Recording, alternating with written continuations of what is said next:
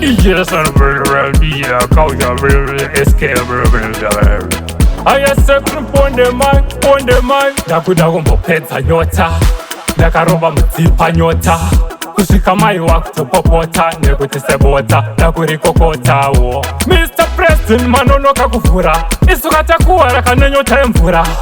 takumbira isu tadaidzira tikati vura iti humwe doro rino rinokunda sutu kadzike rinokunda sutu kunaka kwaro rinokunda sutu saka vura iti humwe doro rino rinokunda sutu kadzike rinokunda sutu kunaka kwaro rinokunda sutu saka vura iti humwe ndomesa gotsi papata apa wawa ndichiukakata mamfana funa ndokata ndichitatarika ndakabata sangata dai matinzwira urumbo tave kungorova musombo asika mari matombo tasvika vafana vemuharari doro rino rinokunda sutu kadzike rinokunda sutu kunaka kwaro rinokunda sutu saka vura iti humwe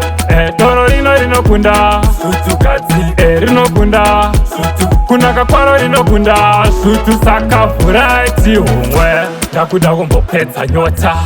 ndakaromba mudzipa nyota kusvika mai wakutopopota nekutisebota nakurikokotawo Mr. Preston manonoka kufura isu katakuwa rakananyota emvura takumbira isu tadaidzira tikati vura iti humwe doro rino rinokunda sutu kadzike rinokunda sutu kunaka kwaro rinokunda sutu saka vura iti humwe doro rino rinokunda sutu kadzike rinokunda sutu kunaka kwaro rinokunda sutu saka vura iti humwe ndomesa gotsi papata apa wawa ndichiukakata mamfana funa ndokata ndichitatarika ndakabata sangata dai matinzwira urumbo tave kungorova musombo asika mari matombo tasvika vafana vemuharari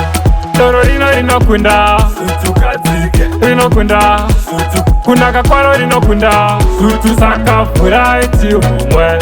doro rino rinokunda sutu kadzike rinokunda sutu kunaka kwaro rinokunda sutu saka vura iti humwe doro rino rinokunda